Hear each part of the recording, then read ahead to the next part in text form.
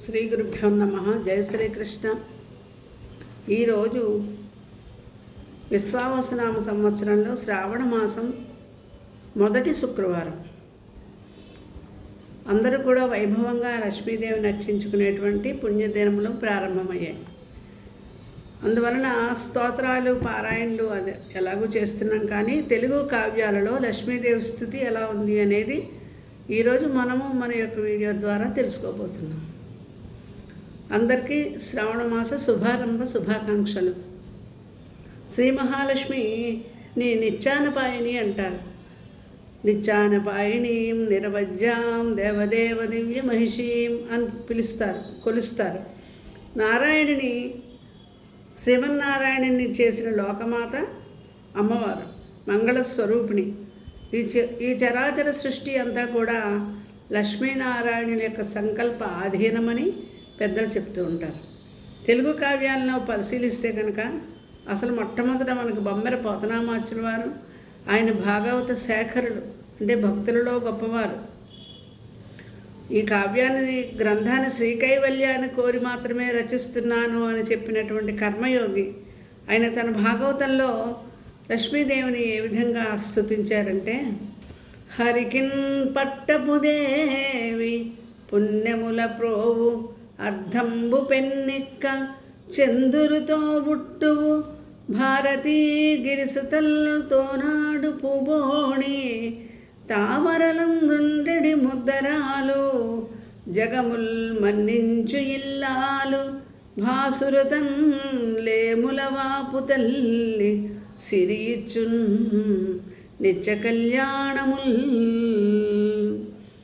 హరికి పట్టపురాణి అయి చంద్రుడికి తోబుట్టువై భారతీ గిరిసుతులతో ఆటలాడేడు ముద్దరాలై జగముల నేలని ఇల్లాలు ఆమె లేముల వాపు తల్లి.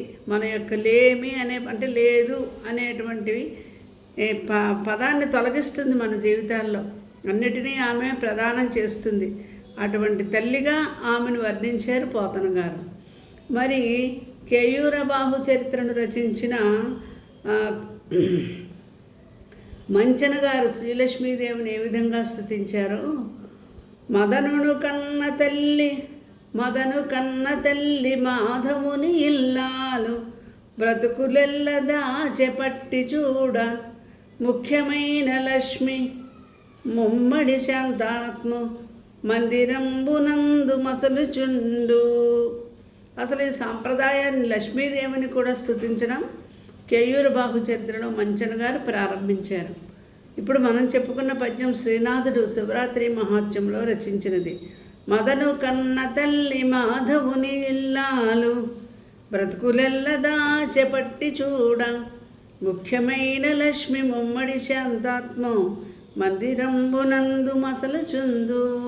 కావ్యారంభంలో కవులు ఆయా దేవతల్ని స్తుతిస్తూ వారు ఆ కృతికర్త ఎవరైతే ఉన్నారో వాళ్ళని అనుగ్రహించాలని కోరుతారు. ఆ విధంగా లక్ష్మీదేవి ముమ్మడి శాంతయ్యని అనుగ్రహించాలి అని శ్రీనాథ్ మహాకవి కోరుకున్నారు. మరి రామాయణాన్ని ఆంధ్రంలో అనువాదం చేసినటువంటి మొల్ల అమ్మవారిని కామితవల్లిగా, అంటే కోరికలు తీర్చేటువంటి కల్పవల్లిగా, కాముని తల్లిగా స్తుతించింది. సామజయుగ్మమింపలర చల్లని నీరు పసిండి కుండలన్ వేమరు వంచి కడు వేడుకతో నభిషిక్త చేయగా తామర పువ్వు గద్దియ ముదంబున నుండెడి లోకమాత మా కాముని తల్లి సంపద నఖండముగా నిడు మాకు నెప్పుడు. మరపుటేనుగులు చల్లని నీటిని బంగారు పాత్రలతో అనేక మార్లు వంచి మిక్కిలి వేడుకతో అమ్మవారిని అభిషిక్తురాలను చేస్తూ ఉంటే తామర పువ్వులలో నివసించేటువంటి ఆ లోకమాతగా లక్ష్మీదేవిని దర్శించారు కవయిత్రి మొల్లమాంబ గారు. నంది తిమ్మన తన పారిజాతాపహరణంలో తాను వ్రాయబూరిన పారిజాతాపహరణం అనే కావ్య ఇతివృత్తంలోని సత్యభామ అలకను శ్రీకృష్ణుడు అలక తీర్చడం అనే విషయాన్ని ధ్వనించేటట్లుగా అలక తీరి పులకాంకితమవుతున్నటువంటి ఇందిరాదేవిని, అంటే లక్ష్మీదేవిని దర్శింపచేశారు.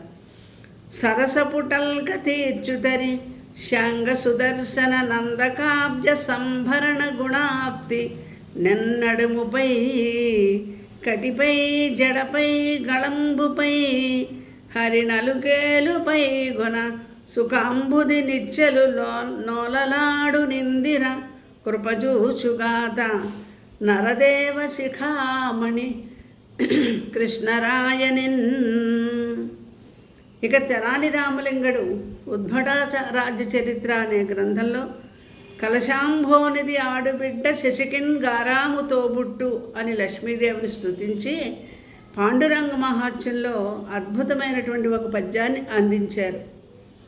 అవతారమందెనే అఖిలైక జనయిత్రి కలశరత్నాకర గర్భసీమ తోబుట్టువయ్యనే అతులిత కాంచనవర్ణ వెలది వెన్నెలకాయు వేల్పునకును పాయకయుండునే పరమ పావనమూర్తి చక్రిబాహా మజ్జ సౌధసీమ అభిషేకమాడునే అభివర్ణితాచార దిగ్గజానీతమౌ తేటనీట నవనిధానంబులే దేవి జవణి సరుకులు అమ్మహాదేవి శ్రీదేవి ఆదిలక్ష్మి అంటాడు పాండురంగ విభుడు.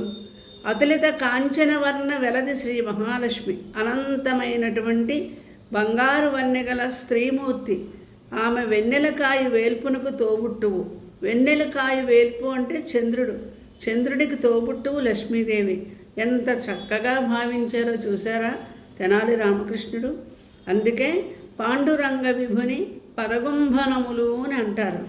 తెలుగు జాతి ఆయన కవితాకన్యకు ఆ విధంగా హారతులిస్తోంది.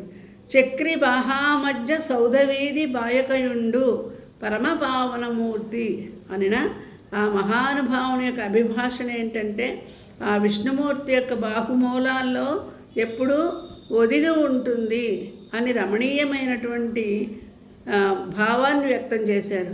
విష్ణోహు పరాం ప్రేయసీం తద్వక్షస్థల నిత్యవాసరసికాం అని కదా ఆ తల్లిని భక్తులు ప్రార్థిస్తారు. కాబట్టి రామకృష్ణుడు కూడా అటువంటి లక్ష్మీదేవిని స్తుతించారు.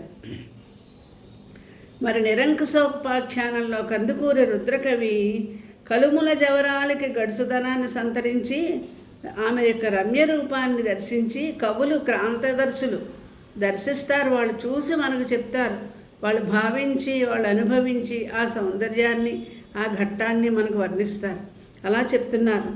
కొమ్ముపై సవతి గైకొని నిల్చెనని నాథు రొమ్ముపై నిల్చెన రూఢి మహిమా అఖిల లోకాధీశుడగు నాయకుని తెచ్చి ఇల్లటం బిచ్చి పుట్టింట నిలిపే తన పేరు ముందుగా నిమిషాదుల చేత ప్రణితింపగా చేసే ప్రాణ విభుని చక్కదనమున నేరేడు జగములందు సవతుగాంచని సుతుగాంచె ధౌని కరుణ తలపజల్లదే గుణధన్య కలుషశూన్య సాధుమాన్య కృపానన్య జలధి కన్యా. ఈ పద్యంలో అద్భుతమైన భావన చేశారు కందుకూరి రుద్రకవి గారు. ఆదివరాహ రూపంలో తన సవతి అయినటువంటి భూదేవిని తన కోరల మీద ఆయన ధరించాడని ఆమె లక్ష్మీదేవి పతి యొక్క రొమ్ముపై కొలువు తీరిందట. అది గర్భేశ్వరి అట. కొలువు తీరిన గర్భేశ్వరి సమస్త లోకాధినాథుడైనటువంటి ఆ విష్ణుమూర్తిని తన భర్తగా చేసుకుని ఇల్లరికం తీసుకుని వెళ్ళిందంట. అంత నైపుణ్యం కలిగినది. బ్రహ్మాది దేవతల చేత తన నాథుడు స్తుతించే సమయంలో తన పేరునే ముందుగా చేర్చి నాథుడిని పిలిచినట్లుగా చేసుకుందంట. నైపుణ్యం, అంత నైపుణ్యం కలిగింది. ఎందుకంటే శ్రీమన్నారాయణుడు అంటాం, శ్రీతో కూడిన నారాయణుడు కదా. అందువలన అతనికంటే ముందు తనని స్మరించే విధంగా స్తుతించే విధంగా చేసుకున్నటువంటి నైపుణ్యము కలిగినటువంటిది. అలాగే శ్రీనివాసుడు. అంతేకాదు అట్టి శ్రీమన్నారాయణుని కరుణతో 14 లోకాలలోనూ కూడా తన కుమారుడితో పోల్చగలిగే అందగాడు లేనంత సుందర రూపుని తన కుమారుడిగా పొందింది. మన్మధుణ్ణి తన కుమారుడిగా పొందింది. ఆమె గుణముల చేత ధన్యురాలు, కలుషములు శూన్యం ఆమెలో. సాధుమాన్య సాధు సజ్జనులతో గౌరవింపబడేటువంటి ఆ జలధి కన్య, సముద్రుని యొక్క పుత్రిక లక్ష్మీదేవి అని నిరంకుశోపాఖ్యానంలో స్తుతింపబడింది. మరి వసుచరిత్రకారుడు రామరాజభూషణుడు లక్ష్మీ స్వరూపమే ఆమె తండ్రి, తనయుడు, సోదరుడు, నాథుడు ఎవరో తెలియజేస్తోందని చమత్కారంగా చెప్తారు.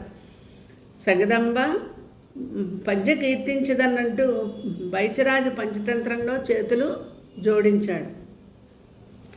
కాకుత్స్య విద్య అని రాసిన అనంత భూపతి తన కావ్యంలో మగని రొమ్మెక్కి ఏకొమ్మ మనుచు వేట్కనం మహాదేవి వాగ్దేవి అత్తగారు మధుర శీతల సురభి వాంగ్మయ తరంగ తతుల మజ్జహ్వ ప్రవహింప తలచుగాత. లక్ష్మీదేవిని వాగ్దేవి అత్తగారు అని ప్రార్థించారు అనంత భూపతి అనే కవిగారు. ఈ విధంగా ఆంధ్ర కవులు లక్ష్మీ స్తుతిని పరిశీలిస్తే స్త్రీ శబ్దాన్ని లక్ష్మీ స్వరూపానికి పర్యాయపదంగా చాలామంది ఉపయోగించారు. 15వ శతాబ్దంలోనే లక్ష్మీస్తుతి ప్రత్యేకంగా కావ్యాది స్తోత్రాల్లో చోటు చేసుకున్నట్లుగా తెలుస్తుంది. ఈ పర్వదినమైనటువంటి ఈరోజు మనము సకల సంపత్స్వరూపిణి అయినటువంటి శ్రీ లక్ష్మీదేవిని ఈ స్తుతించి తెలుగు పద్యాల రూపంలో ఆమె యొక్క అనుగ్రహం పొందడానికి కృషి చేస్తున్నాం. ఈ కవులందరూ కూడా ఈ విధంగా కీర్తించి తమ కావ్యాన్ని ఎవరైతే అంకితం తీసుకుంటున్నారో, కుతి భర్తలు అవుతున్నారో వాళ్ళ ఇంట్లో సదా ఆమె నివసించాలి, లక్ష్మీదేవి ఉండాలని, ఇష్టార్థ సిద్ధి కలిగించాలని, నిత్య కళ్యాణాన్ని కలిగించాలని, రాజ్యరమా రమణత్వాన్ని సమకూర్చాలని ప్రార్థించినట్లుగానే ఇది విన్న వాళ్ళందరికీ కూడా ఈ గుణాలు, నిత్య కళ్యాణాలు, రాజ్యరమా రమణత్వాలు, ఇష్ట కామ్యార్థ సిద్ధులు కలగాలని ఆశిస్తూ స్వస్తి.